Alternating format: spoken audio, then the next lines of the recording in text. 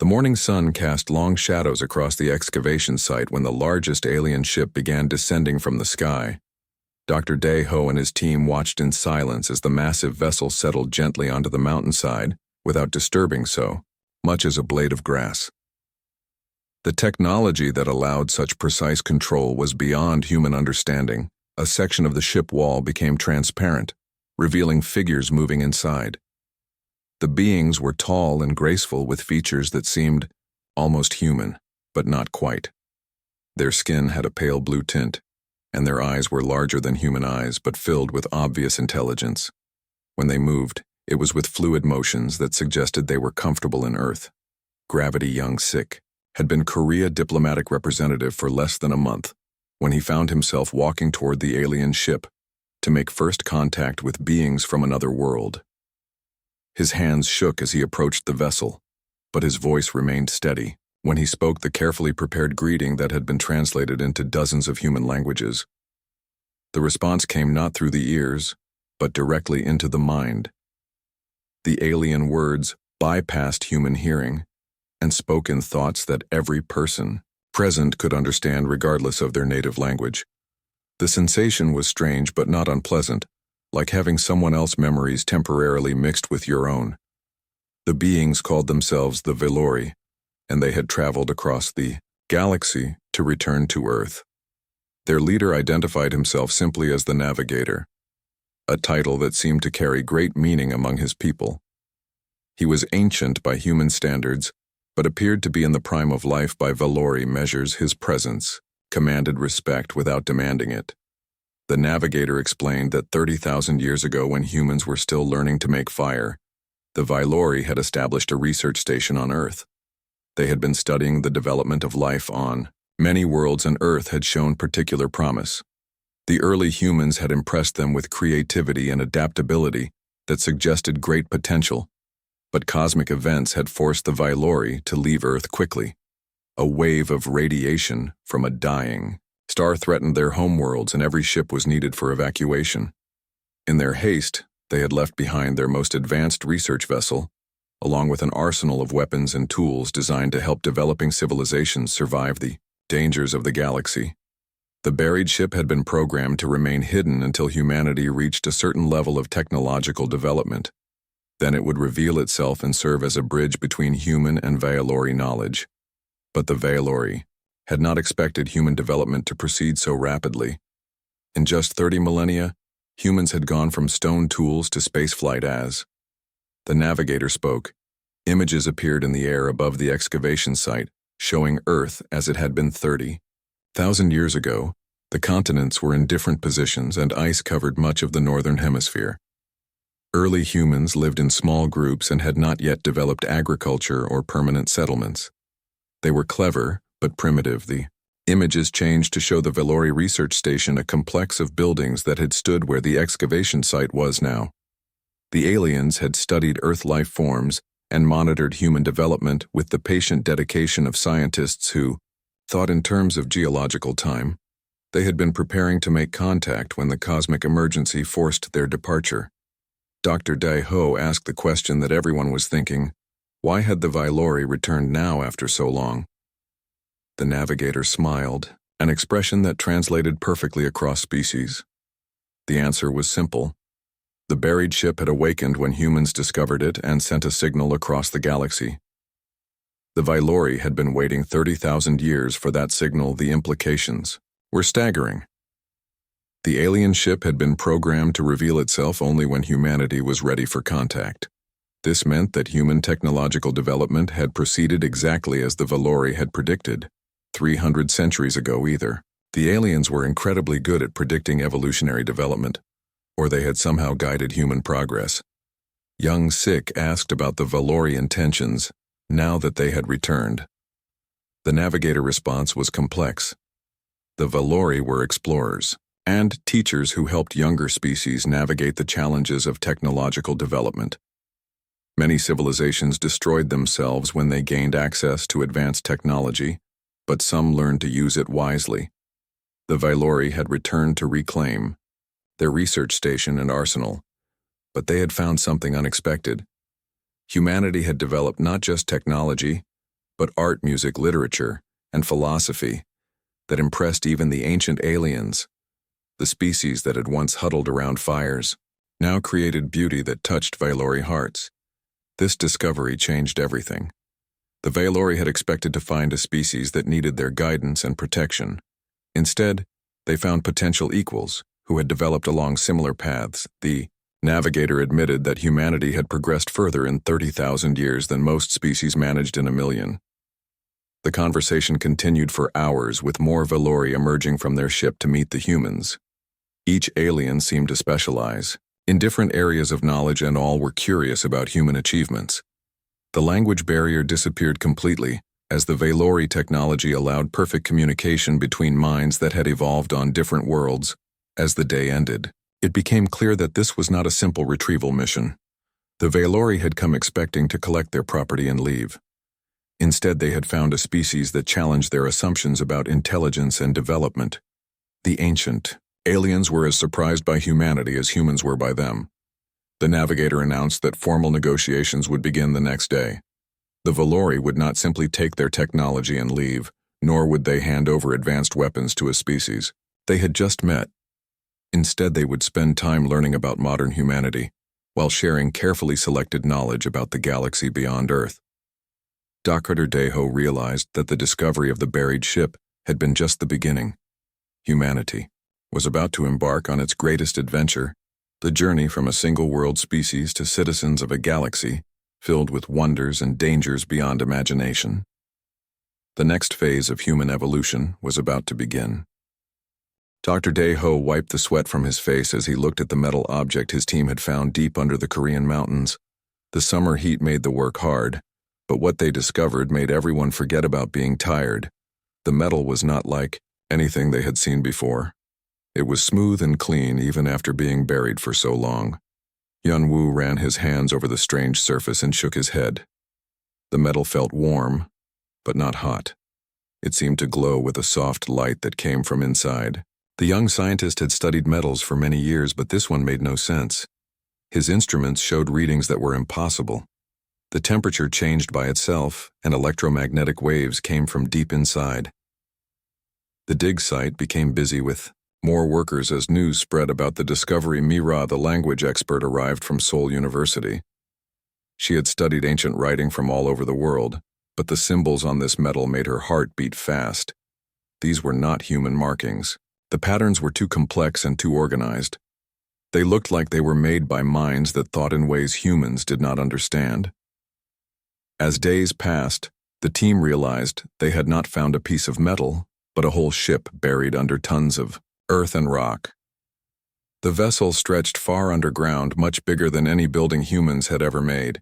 The hull was one smooth piece with no joints or welds anywhere.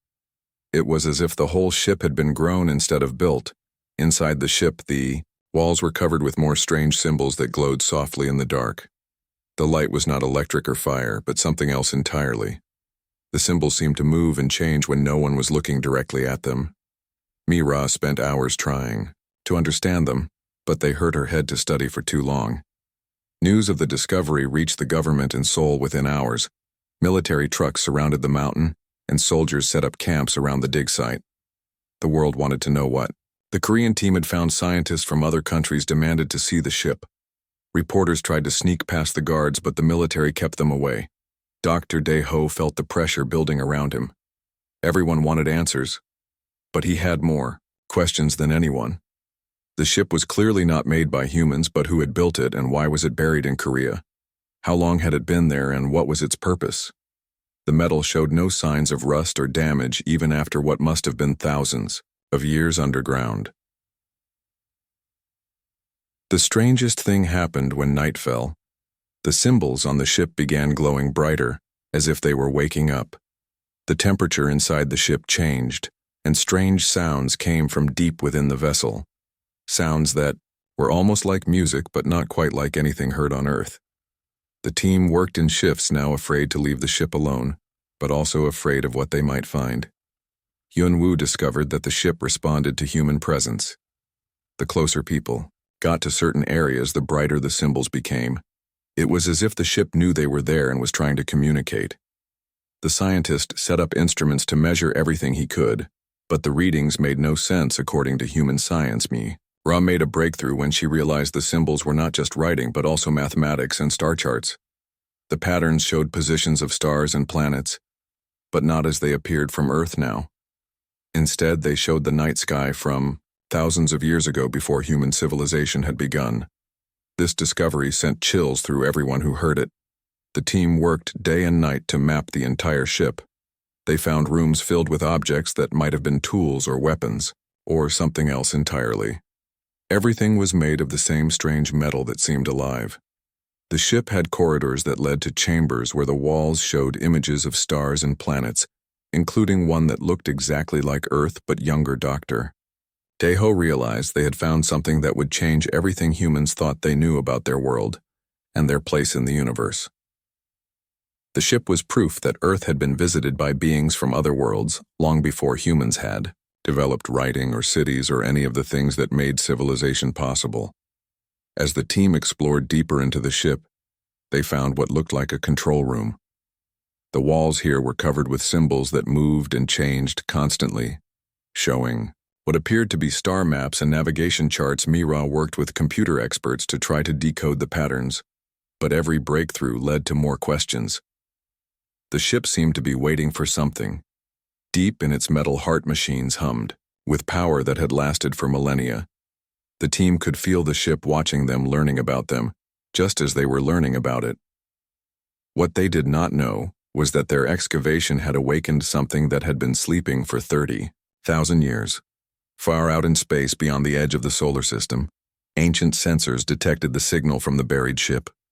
The message was simple, but clear. The lost vessel had been found, and humans had discovered it. The response was immediate. 7 ships that had been traveling through the darkness between stars changed course and began the long journey home to Earth. Dr. Daeho stood in the control room of the alien ship and felt the weight of discovery pressing down on him. They had found proof that humans were not alone in the universe, but they had also found something else. They had found evidence that Earth had been important to someone else long before humans had ever looked up at the stars and wondered what was out there. Captain Ji-hoon floated in the observation deck of the International Space Station, watching Earth turn slowly below him. The blue and white planet looked peaceful from space, but the radio chatter from the ground told a different story. Everyone was talking about the alien ship found in Korea and what it might mean for humanity. 3 days after the discovery, the first strange readings appeared on the deep space monitoring equipment. The signals came from far beyond Pluto, moving fast toward the inner solar system.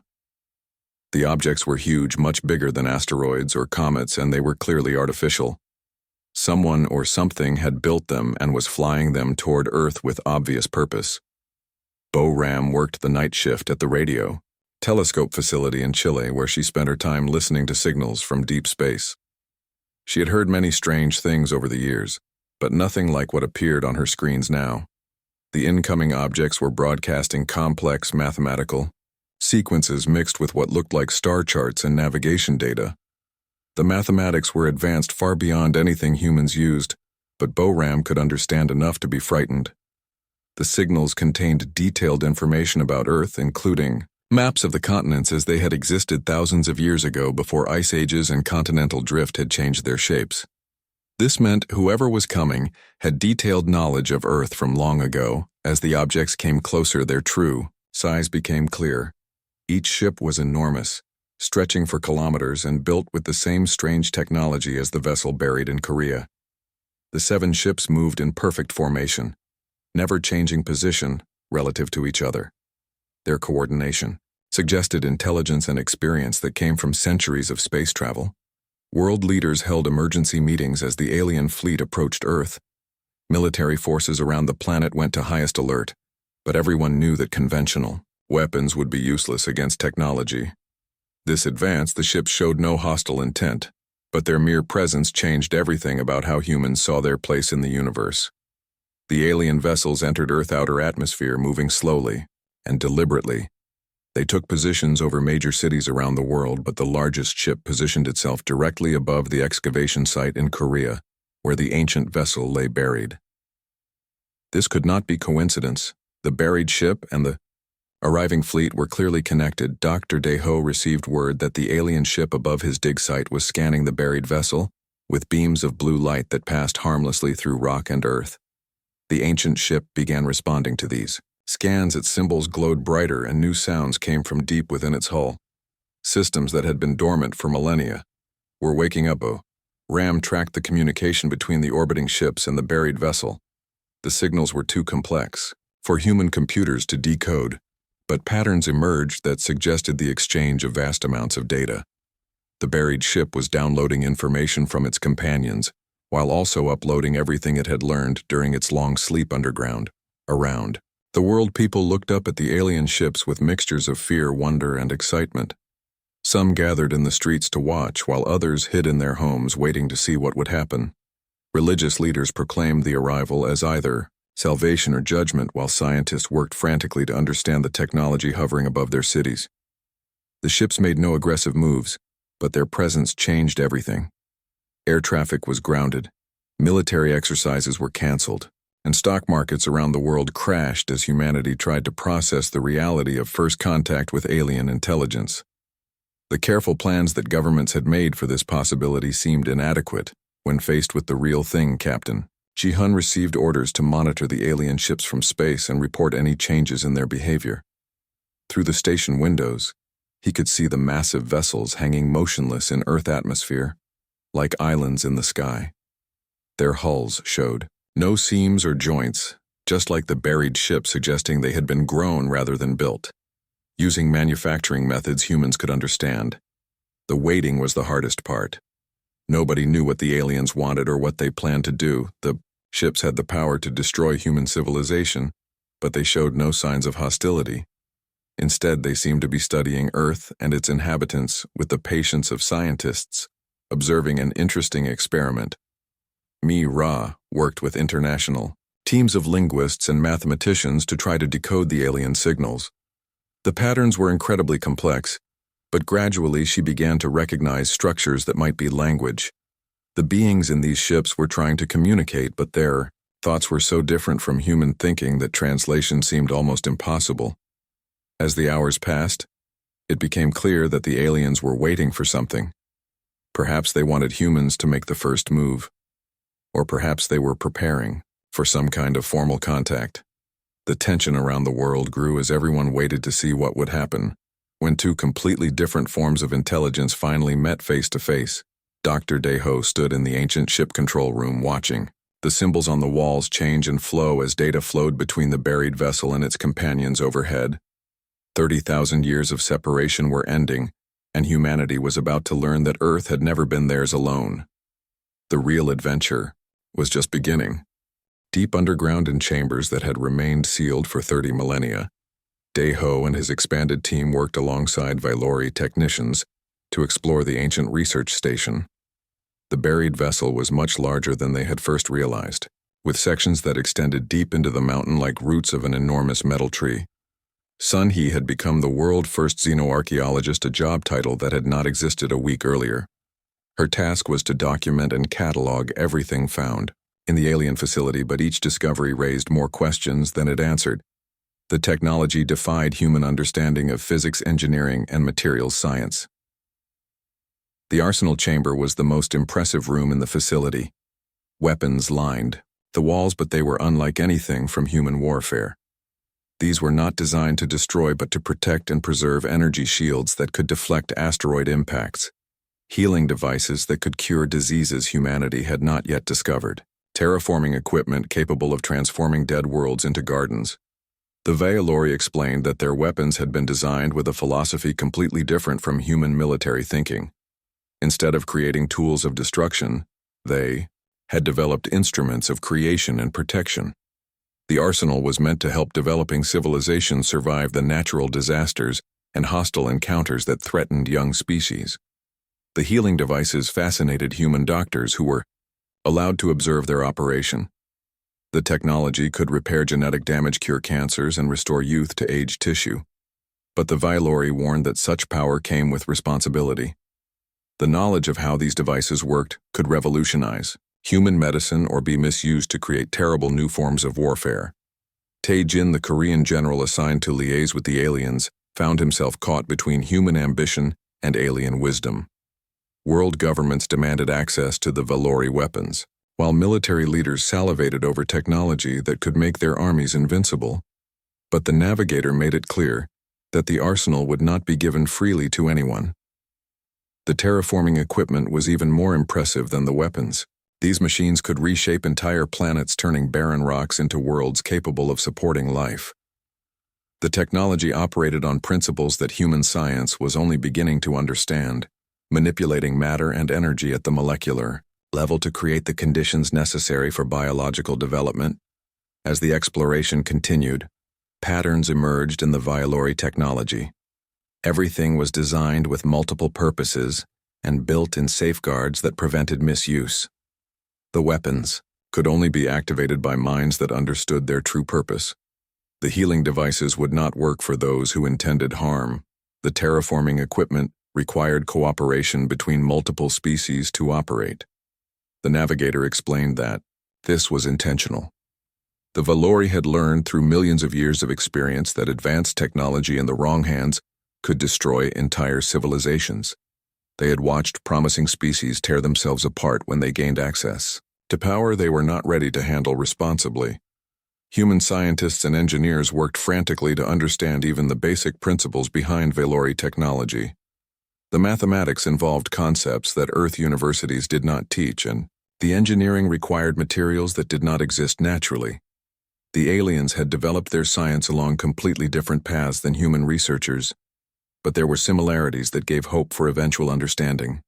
Both species valued knowledge, curiosity, and the desire to explore beyond their home worlds. Both had developed art, music, and literature that expressed the deepest yearnings of intelligent beings. The foundation for cooperation existed, even if the details were complex. He discovered that the research station contained not just weapons and tools, but also vast libraries of information about thousands of other species the Valori had encountered. The database included detailed files on civilizations that had succeeded in joining the galactic community, and tragic records of those that had destroyed themselves. The success stories followed similar patterns. Species that learned to cooperate, overcome their differences, and use technology responsibly were welcomed into the galactic community. They gained access to knowledge and resources that allowed them to flourish beyond their wildest dreams. Their worlds became centers of learning and culture. The failures were heartbreaking to read. Species that remained divided by nationalism, racism, or religious conflicts inevitably turned advanced weapons against themselves. Worlds that had shown tremendous promise became lifeless rocks orbiting their stars as monuments to the dangers of technological power. Without wisdom, Daeho realized that humanity was at a crossroads. The Valori technology could solve every problem facing human civilization. Disease, hunger, poverty, and war could all become things of the past, but only if humanity could prove it was ready for such power. The aliens were not going to hand over weapons that could be used for conquest or domination. The test would not be military or scientific, but moral. Could humanity learn to work together? Could nations that had been enemies for centuries cooperate for the benefit of all? Could the species that had developed nuclear weapons but not yet eliminated war be trusted with technology that could reshape worlds? As the days passed, tensions arose between different human factions. Some demanded immediate access to alien technology, while others urged caution. Scientists wanted to study everything, while military leaders focused on potential weapons applications.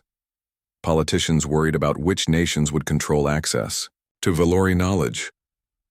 The navigator watched these debates with patient interest, noting how humanity struggled with the same questions the Valori had faced millions of years earlier. The ancient aliens had made their own mistakes and learned from them. Now they hoped to help humanity avoid the pitfalls that had destroyed so many other promising species. The arsenal represented both humanity's greatest opportunity and its greatest test. The weapons and tools that could lift human civilization to unimaginable heights could also destroy it completely. The choice of how to proceed would determine not just humanity's future, but its worthiness to join the galactic community of intelligent species. Dr. Day-Ho stood in the arsenal chamber surrounded by technology that seemed like magic, but was really just science developed by minds that had been thinking and learning for millions of years longer than humans. The next decision humanity made would echo through the generations and determine whether Earth children would inherit the stars or ashes. The announcement came at dawn, broadcast simultaneously to every nation on Earth. The Valori would conduct a test to determine humanity readiness for advanced technology, but this would not be a test of military might, scientific knowledge, or technological prowess. Instead, it would measure something far more important: the human capacity for cooperation, sacrifice, and wisdom. The test scenario appeared in the sky above every major city, a massive asteroid hurtling toward Earth at incredible speed. The Valori explained that this was real danger, not a simulation. The asteroid had been artificially redirected by hostile aliens who wanted to test Earth defenses before mounting a full invasion. Humanity had exactly 96 hours to organize a planetary defense. The twist was that the solution required cooperation between all of Earth nations and the careful use of selected Valori technology. No single country had the resources or knowledge to handle the threat alone. Success would demand that ancient enemies work together, sharing their most guarded secrets and trusting former rivals with their survival. Ensue. The brilliant Korean engineer found himself working with scientists from countries his nation had barely spoken to for decades. The language barriers dissolved as Valori translation technology allowed perfect communication. But the cultural and political barriers required human effort to overcome. National pride had to give way to species survival. The asteroid was massive, enough to cause another ice age if it struck Earth. But the Valori technology could stop it, if humans could learn to operate the defense systems correctly. The weapons required multiple operators working in perfect synchronization with operators from different nations controlling different parts of the same system. Young Sik coordinated the diplomatic effort as world leaders who had spent their careers viewing each other as enemies suddenly had to become allies. The process was messy and sometimes heated, but gradually the reality of the situation forced cooperation. Traditional conflicts seemed petty when faced with potential extinction. The first 24 hours were chaos as every nation tried to take control of the defense effort. But the Valori systems would not activate for any single government. They required input from representatives of all major population centers working together in harmony. The technology itself enforced cooperation. Military leaders who had planned for decades to fight each other found themselves sharing battle plans and strategic resources. Scientists who had guarded research secrets began broadcasting their discoveries to colleagues around the world. The asteroid became a great unifier, forcing humanity to act as a single species rather than divided tribes. As the hours ticked by, something beautiful began to emerge from the chaos. Old enemies discovered they had more in common than they had realized. Competing nations found that working together produced better results than working alone. The crisis revealed the best aspects of human nature rather than the worst. The solution came not from any single breakthrough, but from thousands of small contributions working together. A farmer in Brazil figured out how to optimize power distribution. A teacher in Nigeria solved a critical equation. A mechanic in Russia invented a way to synchronize the defense systems. Children around the world contributed ideas that adults had overlooked. With 12 hours remaining, the defense grid came online. Massive energy projectors rose from the ocean floors, while orbital platforms that had been disguised as communication satellites revealed their true purpose. The entire planet had become a single weapon system operated by humanity, working in unprecedented unity. The asteroid struck the defense grid and vanished in a flash of light that could be seen from space. The threat was over, but the real test was just beginning. The Valori revealed that the asteroid had been a holographic projection designed to test humanity's response to existential crisis. There had never been any real danger. The revelation stunned people around the world, but the navigator explained the necessity. The Valori had watched too many promising species destroy themselves when given access to advanced technology. The test had revealed that humanity could overcome its divisions when survival was at stake. But more importantly, the test had shown that humans could sacrifice individual interests for collective benefit. Nations had shared their most precious resources without guarantee of return. Military forces had worked with former enemies, trusting them with their own security. Scientists had given away discoveries that could have made them rich and famous. The cooperation that emerged during the crisis did not disappear when the test ended. Instead, it grew stronger, as people realized they had accomplished something unprecedented. Human civilization had acted as a single entity for the first time in its history. The experience changed how people saw themselves and their relationships with other nations. Young Sik found himself at the center of a new kind of diplomacy as world.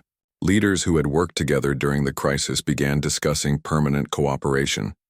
The asteroid test had proven that human problems could be solved through unity, but only if nations were willing to abandon old patterns of conflict and competition. Valori watched these developments with approval, but also with concern. They had seen species pass the cooperation test only to fall back into old patterns once the immediate crisis ended. The real challenge would be whether humanity could maintain its newfound unity when faced with the ordinary stresses of daily existence. Dr. Day-Ho realized that the test had been as much about teaching as evaluation. The Valori had not just measured humanity readiness for advanced technology, they had demonstrated what humans could accomplish when working together. The asteroid crisis had been a gift disguised as a threat. The test results were clear. Humanity had the potential to use advanced technology responsibly, but only if it could maintain the spirit of cooperation that had emerged during the crisis. The next phase would determine whether the unity forged in crisis could survive the return to normal life. As the world celebrated its victory over the fake asteroid threat, the real work was just beginning. The Valori had proven that humanity could pass their test, but humans had to prove they deserved to keep what they had earned. The greatest challenges still lay ahead.